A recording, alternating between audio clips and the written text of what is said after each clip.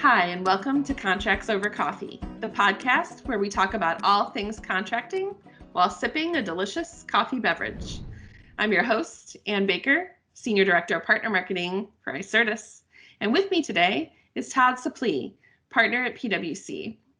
Todd advises major media and entertainment companies at PwC and leads consumer research in the area of video consumption patterns.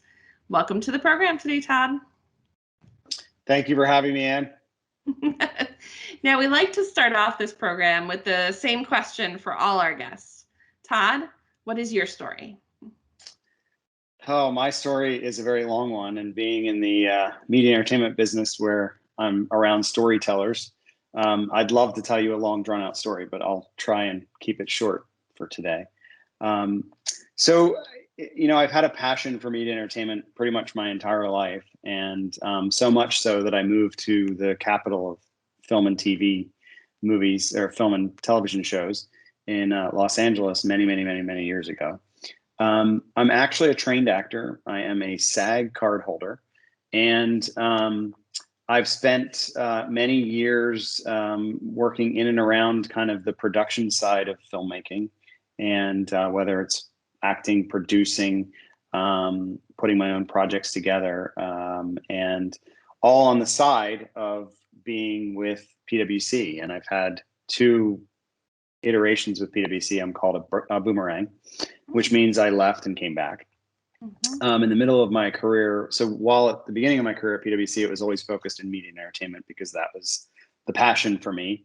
And then when I left, it was also focused in media and entertainment, working for a film production company, working on a very large action film, and then came back ultimately to consulting and looked at the opportunity to be one of the leaders in our media and entertainment practice, and advising the major studios on all sorts of things from strategy to disruption to how to use big data and analytics to find those kind of smaller pockets of market available for consumers to consume more content. So it's been a great journey. The thing I love is I do a lot of different things, but it's all very focused in media and entertainment, which is where my passion is.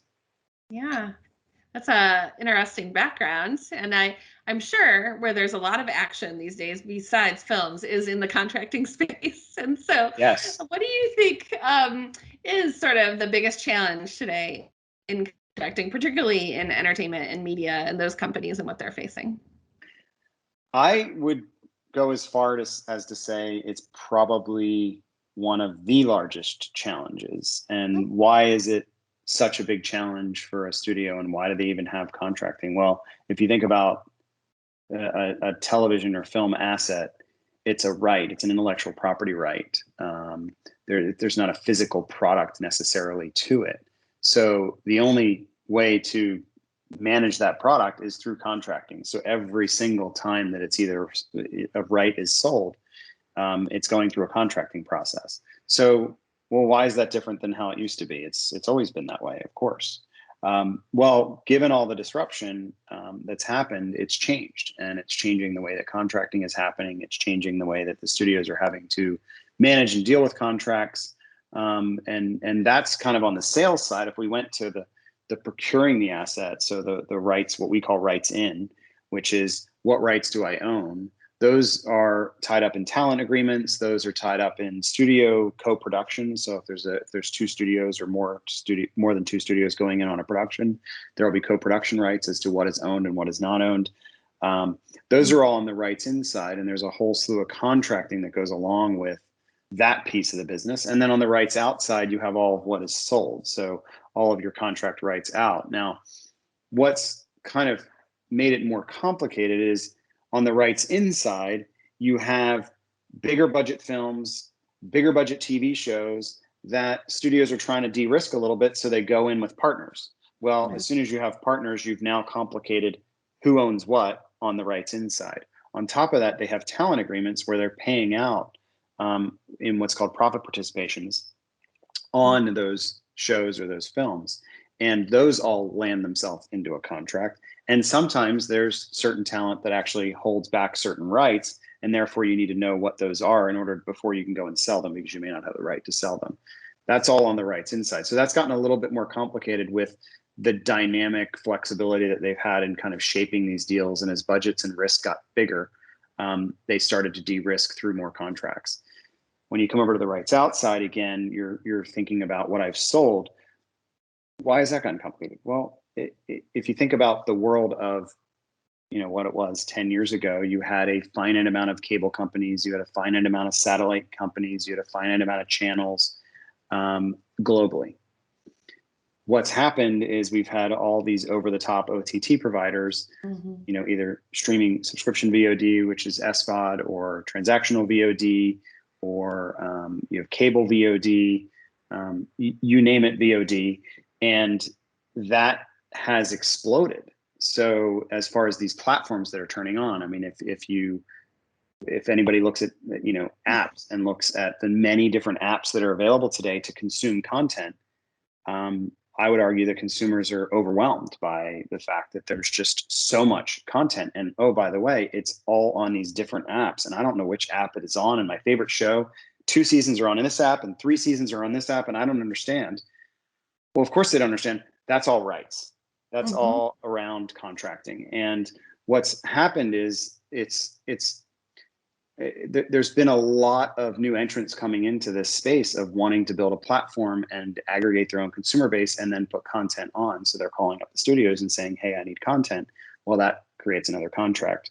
So what's happened is, with the volume of companies that have turned on globally that are looking for rights, you've now got not only what used to be kind of a simple a subset of contracts that you were selling on the rights outside, you've now got a massive volume of contracts that are having to be dealt with on a regular basis. And these contracts aren't usually long-term contracts. They're usually shorter terms. You have the right to this content for this period of time, and therefore those contracts need to be renewed. And so there's this constant volume going on. And then on top of it, the complexity has grown in those contracts.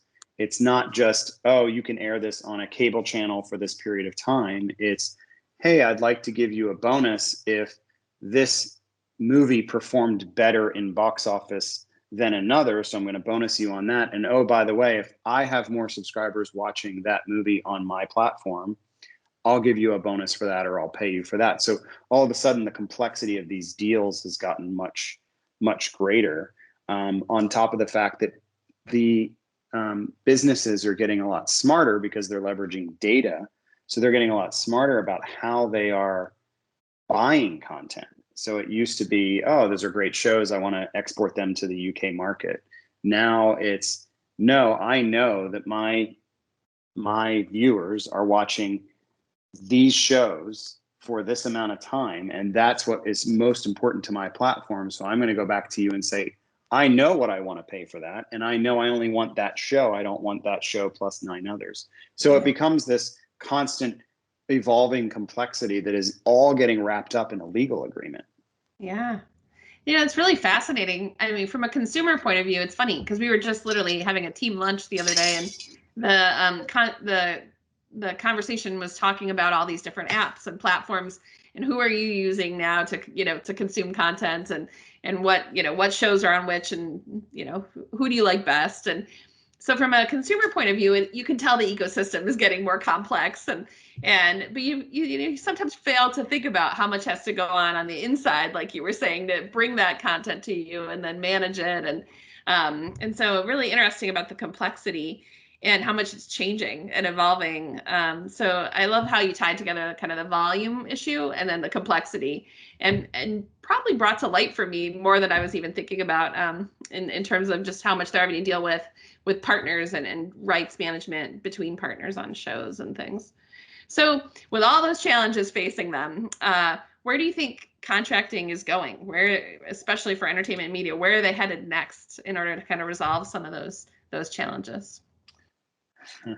It's I wish I had a crystal ball and I could tell you exactly where it's going. I think there has to be a tipping point for the contracts to become a lot less complicated. Because if you pile on volume and you pile on complexity and you pile on an environment that's being disrupted and changed on a very fast, frequent basis. I mean, you see it in the news today with, one studio announced that they're putting their entire film slate on an SVOD service.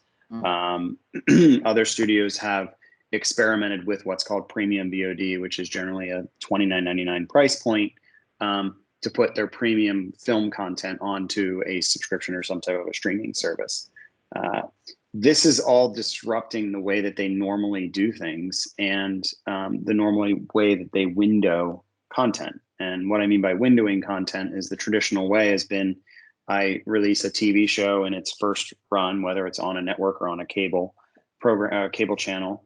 And then over time, as I go down the value curve, I release it again on another platform and again in another area and another area. On a film side, it's quite simplified in the sense that you have a theatrical box office release. That's the first. And then after that, you generally have a couple smaller windows in between, which are like for airlines and hotels that you see when you can buy it premium. But then the next big window is home entertainment. That window has shrunk from 6 months post theatrical release down to 3 months in the last many years. So the timing of things are getting much more compressed.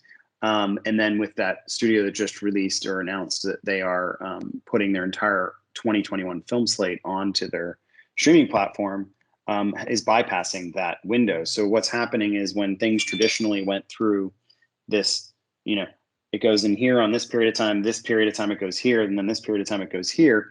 And all of a sudden, if we're going to say, well, wait a minute, this type of content is going to start here, and then it's going to jump over to here. And then you have folks that don't know what's available for sale, what has an open right window on it, because it's not going through the traditional path, that it's the linear traditional path that it's always gone down.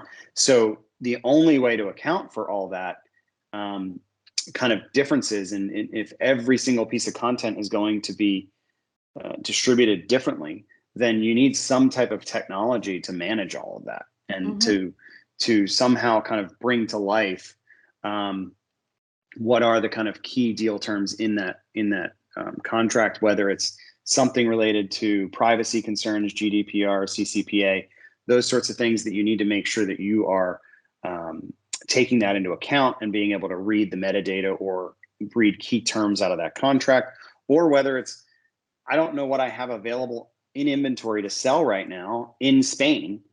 I need to be able to look across all my deals, all my contracts, and in a systematized fashion, be able to extract that information super fast and get it to whatever customer I'm trying to sell to in Spain. And that all requires that these contracts have to become one, more structured and more systematized. Now, the structured piece I haven't touched on, but the systematized piece, I think I've explained how that needs to just be systematized. Why I say structured is because also, you can build a system to do anything. You can build technology. Technology's flexible. It can do anything. But if you have contracts that don't have guardrails or don't have standards, you're dealing with an ever evolving. You're dealing with artificial intelligence. That's what you really need. If you're gonna allow sales and your business affairs team to design and write contracts that are freeform and have no guardrails to it, then you're going to also equally need to design a system that can have that same flexibility. And today we run into challenges with that the systems are just not, a system wants to put something in a box, right? In a column, in a row. And contracts don't always fit that because they just have an if then else statement that gets longer and longer and longer. So it becomes very hard to manage some of these contracts. So the reason I say there needs to be some type of structure is because I strongly believe that it's kind of that 80-20 rule, that if you take 80% of your contracts that only make up 20% of the overall value, and you put a lot more structure and rigor into them and say, okay, these are key terms that you're able to kind of run on, or you're able to negotiate. And then the other, where you focus your time and energy and attention to, is on those 20% of deals that make up 80% of your revenue base. And you focus on those and allow a lot more flexibility in those deals. Because if you're allowing the very small over the top service in Germany which is a very small value deal, to have the flexibility that costs you 10 times more to maintain that deal. That's not necessarily as good a business decision. It doesn't allow you the nimbleness and the flexibility to kind of move fast in this world. So I strongly believe that you need both standardization of contracts in some fashion, and then some way to systematize the key elements of a contract so that your sales organization is armed with the information that they need to go and sell the content to what are their customers, which are the cable companies, satellite providers, channels, OTT services, those sorts of things. Yeah. And it's kind of a combination of, both product and process. I think, when you're thinking about all these contracts and how many, the volume, as you were talking about earlier, having a single platform where you can consolidate them all and quickly analyze them all and manage them all is really important. But having good processes around your contracting too, that people are following some standards and rules and templates and a common workflows is going to be key, or it'll just become unwieldy. And so it's really a combination, I think, of those two. And the AI component is just becoming more and more critical these days, both to surface up all those deviations and unique things that do happen with contracting, no matter how hard you try to keep things standardized. But also then to analyze them and surface insights, like if finding out if a certain percentage of your contracts are, always falling into this different realm of activity is really important for the business to make better decisions going forward and track their commitments and obligations as well. So there's so many different tips and tricks out there when it comes to contracting, and I'm sure there's some that are unique too to the entertainment and media industry in particular. But what is kind of one contracting tip you wish every person knew? So I think we need to move from what I would call reactive selling to proactive selling. And what I mean by that is, in the old days, the traditional way was that a OTT or a service in another market knows your content, and they know what they want, and they're calling and asking for it. And that's what I call kind of the reactive way of selling. In what's happened with data and analytics is studios' customers, and I'm not talking about consumers, I'm talking about their customers. So the customers are the distributors of the content, right? So it's maybe a channel, maybe a cable company, an OTT service. That's the customer of the studio. They're getting smarter. They're leveraging the data that's coming out of their platform and knowing what their viewers are watching.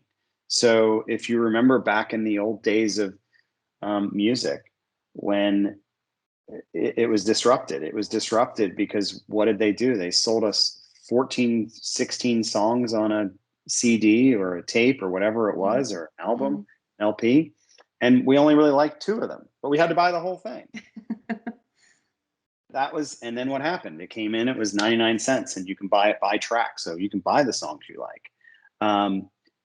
A similar thing is happening here, where content was generally sold in a slate of content. It was, oh, you want my premium content? Okay, great. Here's 7 other titles that I'm going to sell you with it as a package.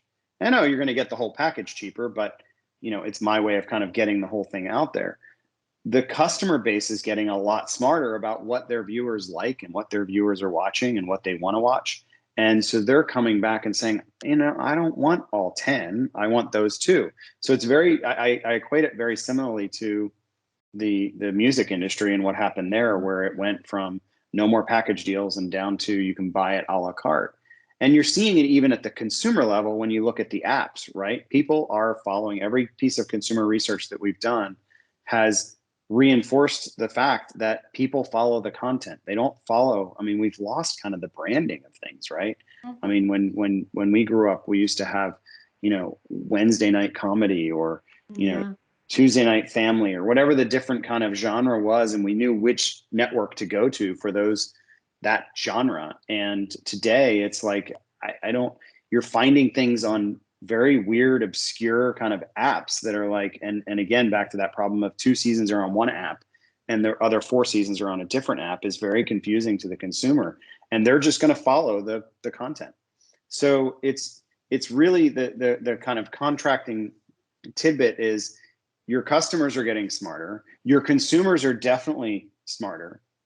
We need to kind of catch up and get to them so that we can make sure that we're kind of extracting every piece of available kind of consumer surplus revenue available for that piece of content to get it to them in a profitable way. So I think it's, hey, they've woken up and we need to kind of also get ahead of it too. And that's going to take a lot of kind of technology transformation in order for us to get there. Yeah, it's amazing how much disruption has happened in the entertainment and media industry and how much things have changed. I'm gonna make myself sound older, but I mean, since we were children, I was talking to my kids the other day and they couldn't believe like I would wait for a show to be on at a certain time. And so right. Just huge change in a very short period of time, and just a lot of continuous change even happening now. So, we've talked about a lot of different things there, but what do you find and what do you think people would be most surprised to know about contracting in the media and film and entertainment industry? I think as consumers, and I think we talked about it a little bit earlier, I think as consumers, we're looking for the content and we are scratching our heads as to why is it here and then 3 weeks later it disappeared, or why am I finding some of it here but another piece of it here? So it's the same thing of what I was talking about with seasons 1 and 2 are here and then seasons 3, 4, and 5 are over here, and oh, by the way, I've got to tune in to a linear broadcast in order to watch the current season. Consumers don't understand that, and they don't care. They just want to find their show. It's hard enough to find something to watch today, because I feel like the discovery is so hard. And what's driving that horrible experience, speaking from a consumer's perspective, is contracting. Yeah. So it's rights. They're all tied up. Yep. And it's hard. And look, I'm not being critical of the fact that it takes time to unwind these things. And you're seeing it right now with the big launches with HBO Max, where you're seeing all of them pull back their premium content, but it's taking time.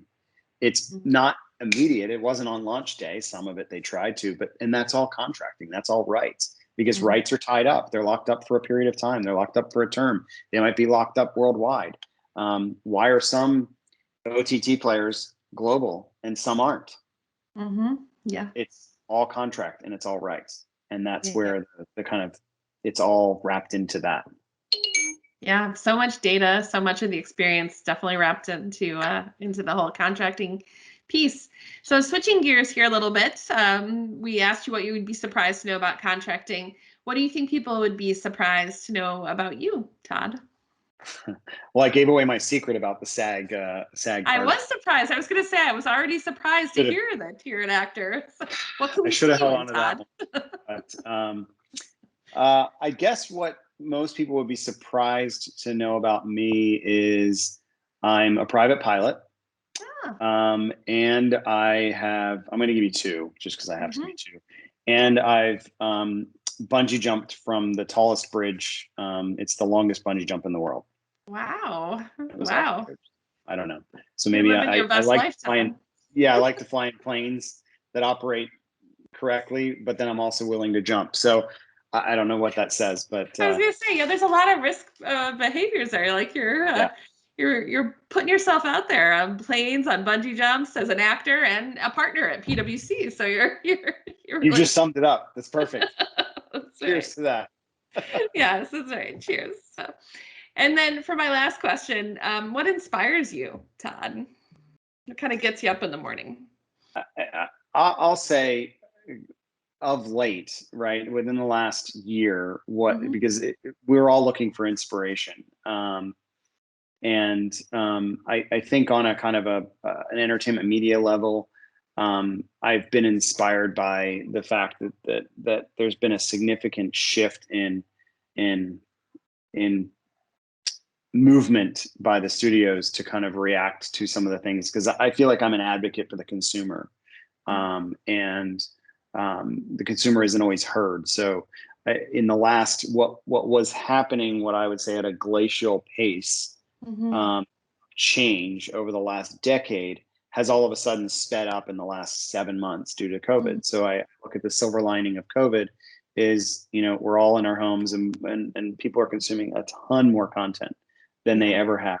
And the studios have run to embrace that and have made some significant changes in their business model and some things that we've been talking about for a very long time. So it's inspiring to see that movement is finally happening, because me and my job and advising clients and trying to get them to kind of come to terms with these things, is a constant battle every day. And to see it starting to win is really cool. Yeah, it is amazing to just see things that we thought were going to take years to happen suddenly, just, all the innovation and things just coming together right now. I mean, even though things can be bleak, certainly in 2020, a lot of exciting things on the horizon and spurring out of just some of the market disruption that we're experiencing. So yeah, it's nice to see kind of things like that come out of such what is an ugly kind of event, right? So it's not, a lot of people have lost people, a lot of people have had time out due to illness and things like that. And to see, it's inspiring to see that there's kind of movement and there's other things that are happening. And I would say the other thing that inspires me is really my teams and, our partners, and working with partners like yourselves and working with my own partnership.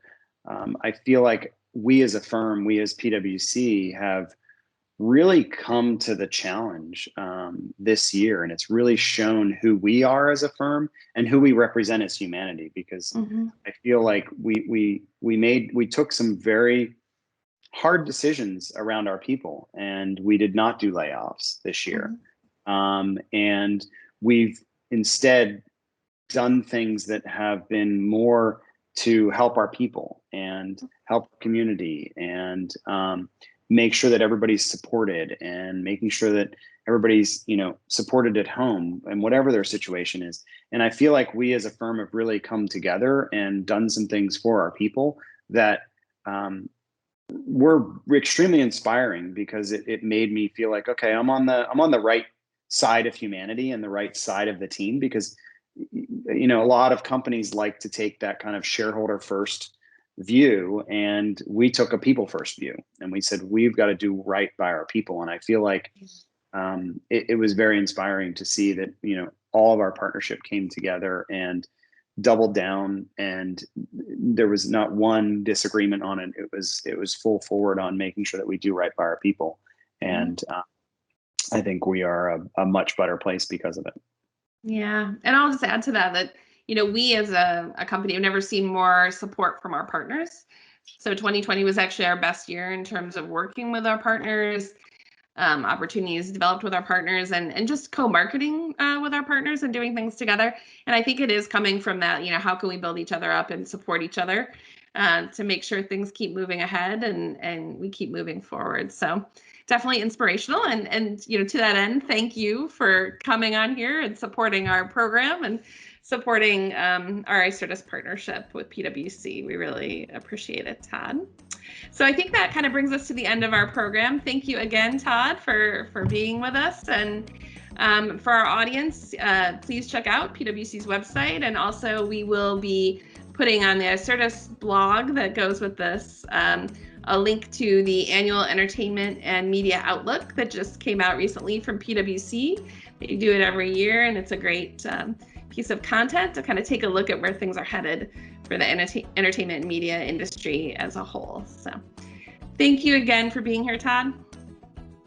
Thank you very much, Anne. Really appreciate the time. Yeah, you too. Well, take care, and thanks.